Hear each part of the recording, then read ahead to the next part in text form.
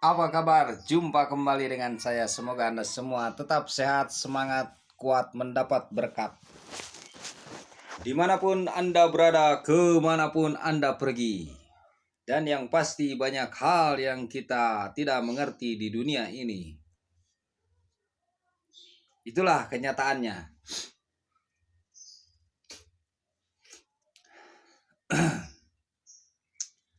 Dari permasalahan lahir sampai permasalahan batin. Tidak terjawab sampai kini. Dan tetap kita berada dalam suatu lingkaran masalah. Semuanya jadi serba salah.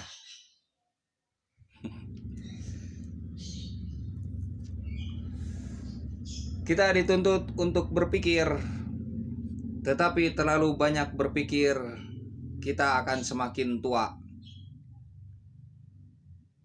Dan terlalu banyak berpikir, kita akan stres kemungkinan. Terlalu banyak berpikir kapan bekerjanya.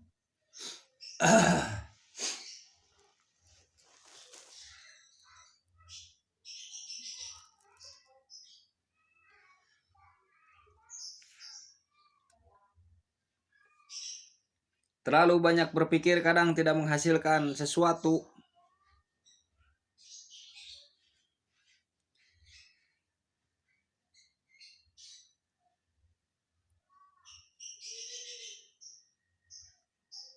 Kecuali dibantu dengan sesuatu hal yang gaib.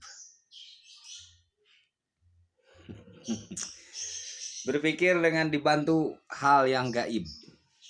Dan memang kan berpikir itu seolah-olah menarik sesuatu hal yang gaib.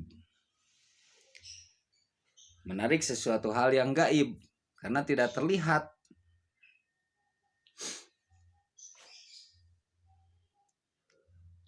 Pikiran itu bisa termanifestasi, bisa terwujud ketika kita bekerja dan bergerak. Ketika berkreasi.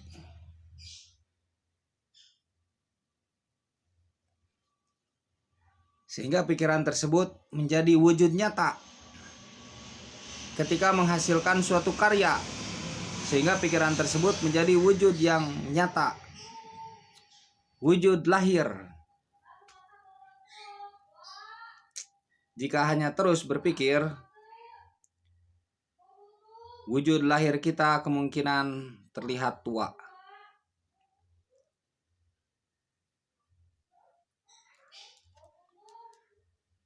Dan katanya rambut bakal memutih. Katanya, tidak tahu ya.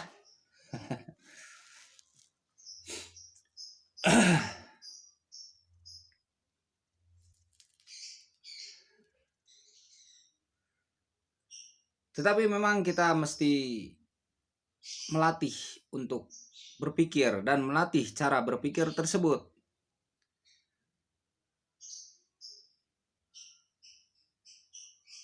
Karena itu salah satu jalan untuk menuju kebahagiaan dan kegembiraan. Kebahagiaan dan kegembiraan pikiran. Kebahagiaan dan kegembiraan diri kita. Ketika kita dapat memecahkan suatu problema. Ketika kita dapat memecahkan suatu masalah. Ketika kita dapat memecahkan suatu persoalan.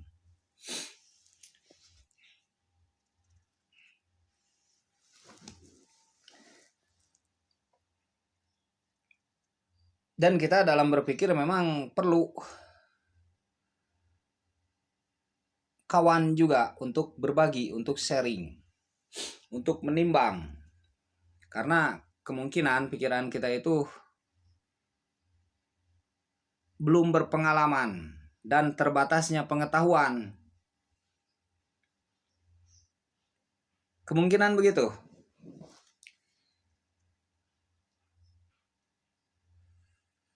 Dan pikiran ini perlu didampingi dengan suatu perasaan. dengan suatu perasaan. Makanya ada istilah manusia mah jelema mah kudu uyahan. Harus memiliki rasa manusia itu. Karena jika pikiran tanpa perasaan itu bisa menimbulkan hal-hal yang kurang baik. Itu bisa menimbulkan hal-hal yang tidak diinginkan. Tanpa disaring dengan perasaan. Tanpa ditimbang dengan perasaan. Banyak orang yang cerdas, yang pintar karena pikirannya itu bisa gitu ya.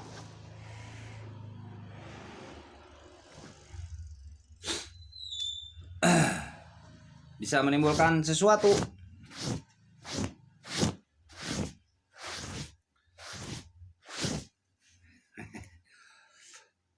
Bisa menimbulkan sesuatu, bahkan sesuatu itu bisa besar. Begitu kan? Bisa menimbulkan kebaikan, bisa menimbulkan kejahatan. Kan begitu? Sehingga mesti ditimbang dengan perasaan. Tetapi terlalu banyak perasaan, kita jadi korban perasaan, guys. Sulit juga ya jadi korban perasaan. Itu hanya istilah sebenarnya, hanya istilah. Kita selalu ingin menjadi objek penderita, padahal tidak begitu kenyataannya.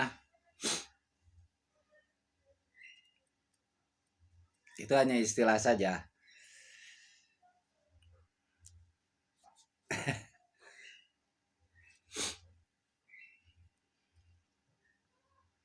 Pikiran dan perasaan mesti berdampingan.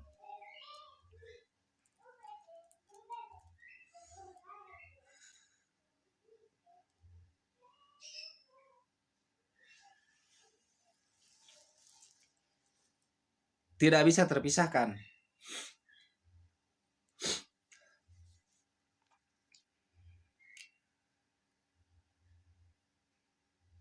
Dan memang begitu kenyataannya. Apakah terlalu banyak merasakan bisa menjadi korban perasaan? Ya. Tetapi itu hanya istilah saja. Istilah saja. Dan disitulah kita belajar yang namanya rela. Nah, ini rela. Kita mesti belajar yang namanya rela.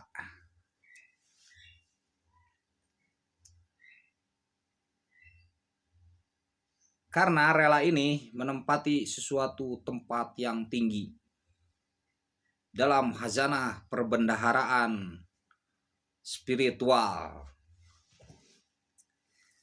Mesti kita memiliki kerelaan. Dan ketika kita memiliki kerelaan, itu hidup tanpa pilihan. Tinggi kan? Orang yang memiliki kerelaan, hidup tanpa pilihan. Bagaimana tuh? Kalau hidup masih memiliki pilihan, berarti kita dalam sebuah pikiran. Tapi saat kita rela, itu hidup sudah memang tanpa pilihan. Begitu kan? Begitu tidak? Tidak, oh ya tidak apa-apa. Ini kan berbagi. Karena tadi saya berpikir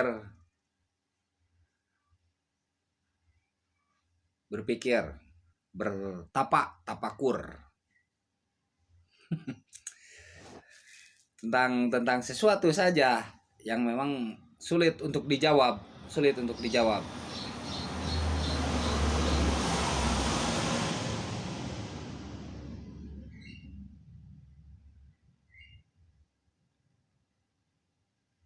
Ketika sulit untuk dijawab, ya dipermudah saja kesulitan itu. Ketika berat untuk berpikir, ya diringankan saja, jangan diperberat. Sehingga segalanya jadi berjalan lancar.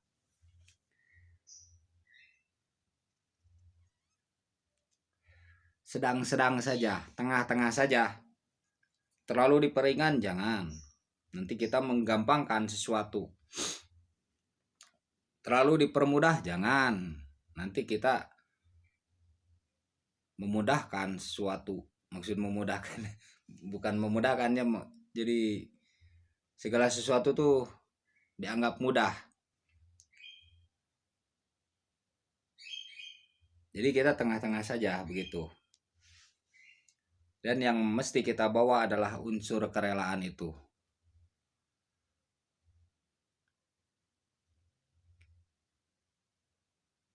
Begini ya begini saja. Bagaimana lagi?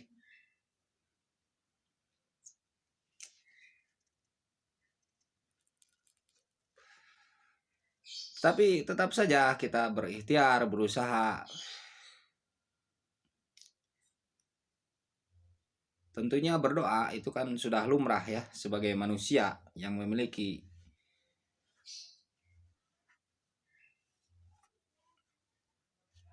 pencipta, sebagai manusia yang memiliki yang maha kuasa, sebagai manusia yang memiliki Tuhan.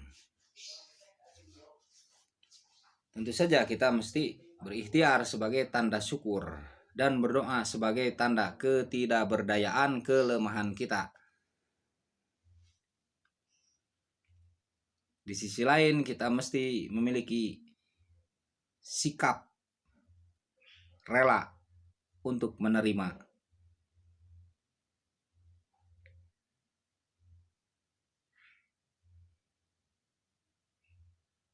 Sikap rela untuk memberi, juga sikap rela untuk menerima. Dan bahwa ketika kita memiliki sikap rela untuk memberi dan menerima, maka ketika datang bahagia dan ketika datang derita, ketika datang suka dan ketika datang duka, itu sama saja begitu.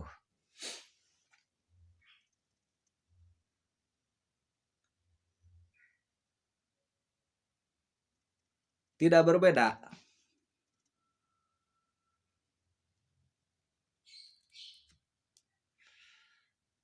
Semoga Anda sehat, sukses, dan tetap semangat.